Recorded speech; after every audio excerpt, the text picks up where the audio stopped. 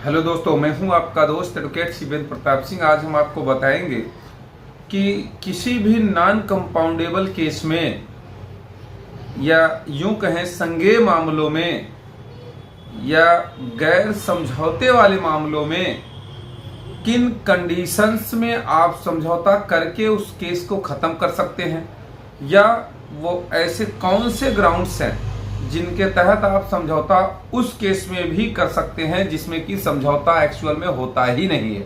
कहने का मतलब ये कि कोई ऐसा संज्ञेय अपराध, कोई ऐसा गैर समझौते वाला अपराध जिसमें कि समझौता होता ही नहीं है, लेकिन उसमें भी कुछ ऐसी कंडीशंस होती हैं जिनके तहत आप समझौते के तहत उस मुकदमे को ख़त्म करा सकते हैं, उस मुकदमे को रद्द करा सकते हैं, उस मुकदमे को क्वैश करा सकते हैं।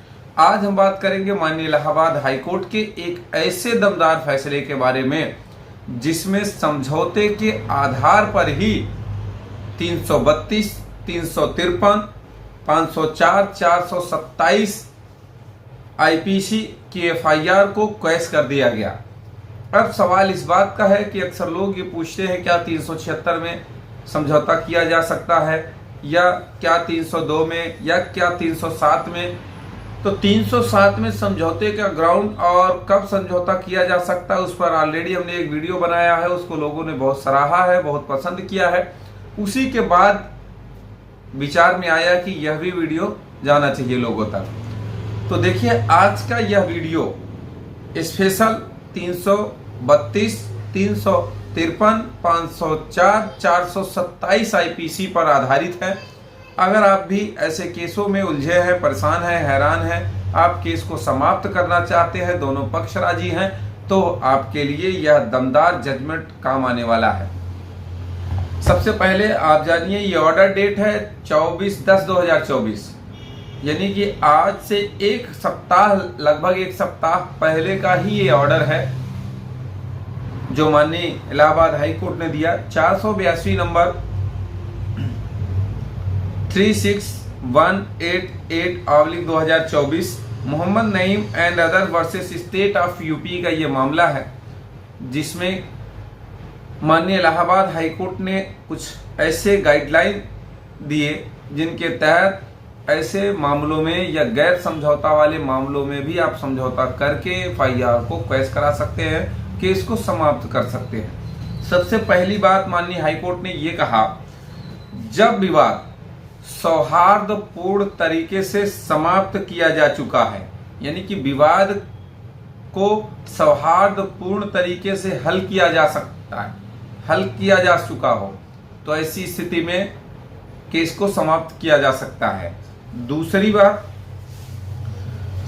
आपसी सहमति से समझौते के आधार पर आपसी विवाद का निपटारा किया जा चुका हो, यानी कि दोनों पक्ष सहमत होकर विवाद का निपटारा कर चुके हैं, ऐसी स्थिति है तो भी केस लड़ने का कोई मतलब नहीं, केस समाप्त किया जा सकता है।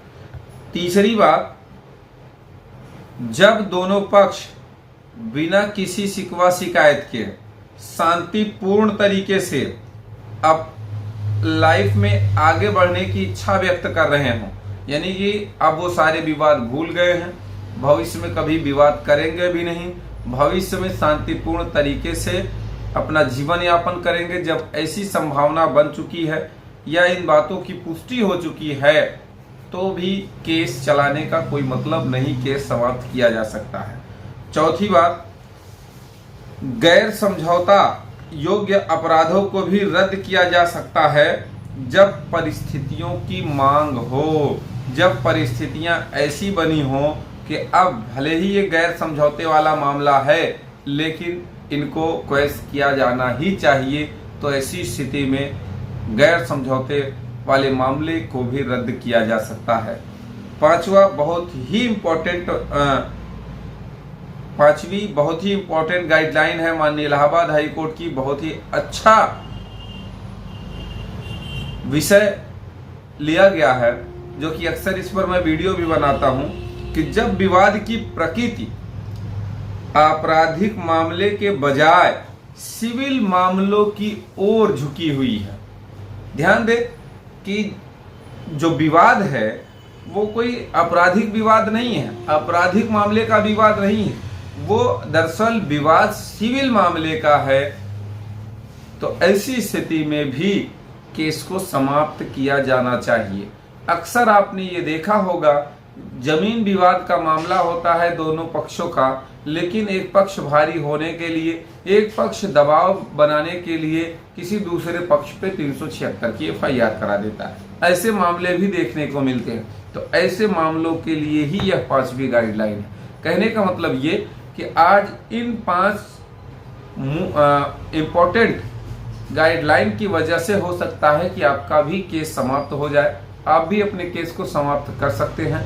उम्मीद करता हूं, आशा करता हूं आज का यह वीडियो आपको बेहद पसंद आया होगा। अगर वीडियो पसंद आए तो वीडियो को लाइक करें, शेयर करें।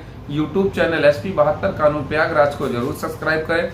किसी भी टॉपिक पे अगर आपको डिस्कस करना है या उस टॉपिक पे आपको वीडियो चाहिए तो आप कमेंट बॉक्स में कमेंट करके बता सकते हैं। हम कोशिश करेंगे जल्दी से जल्दी आपके विषय पे आपको वीडियो प्रोवाइड कराने की।